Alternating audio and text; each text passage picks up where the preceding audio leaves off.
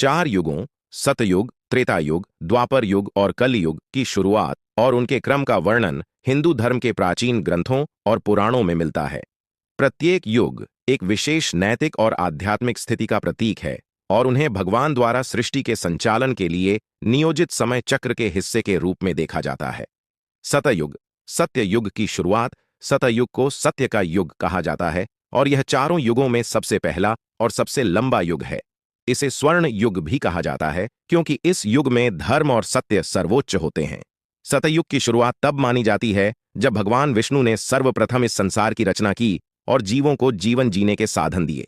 इस युग में मानव की नैतिकता, सच्चाई और धार्मिकता चरम पर थी। लोग शारीरिक और मानसिक रूप से बलवान होते थे और वे दीर्घायु होते थे।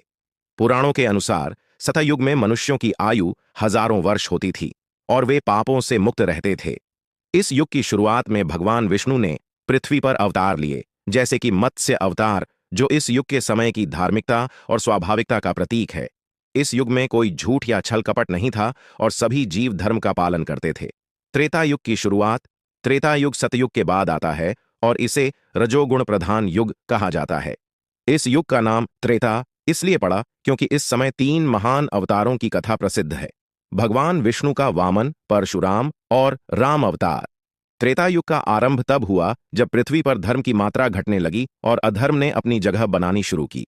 इस युग में नैतिकता का ह्रास शुरू होता है और मनुष्यों की आयु, शक्ति और नैतिकता में गिरावट आती है। यद्यपि लोग अभी भी धार्मिक होते हैं, परंतु स्वार्थ और अहंकार का उदय हो जाता है। भगवान राम का जन्म इसी युग में हुआ था, जिन्होंने राक्षसों का संहार कर धर्म की पुनः स्थापना की थी। इस युग में युद्ध और हिंसा का भी आगमन हुआ, जो सत्य युग में अनुपस्थित थे। त्रेता युग की अवधि सतयुग से छोटी थी, लेकिन फिर भी यह लाखों वर्षों तक चला। द्वापर युग की शुरुआत। द्वापर युग त्रेता युग के बाद आता है और इसे सत और अधर्म के बीच का युग कहा जाता है। द्वापर युग की शुरुआत उस समय हुई जब पृथ्वी पर धर्म की शक्ति और भी कम हो गई।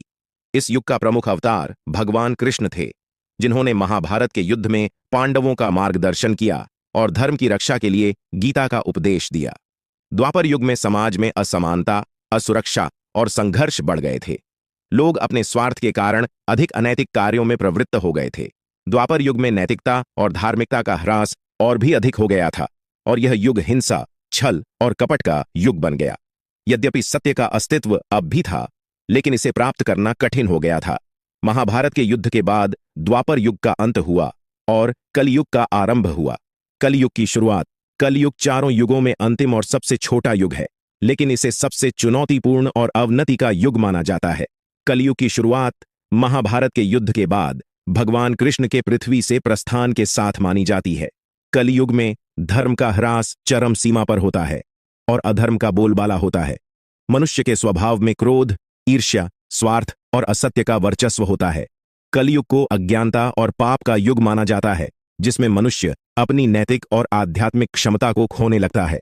यह युग चारों युगों में सबसे कम अवधि का होता है और इसके अंत में प्रलय की संभावना मानी जाती है। हिंदू मान्यता के अनुसार कलयुग का अंत तब होगा जब भगवान विष्णु का कल के अवतार आएगा और अधर्म का नाश कर पुनः सतयुग का आरंभ करेगा।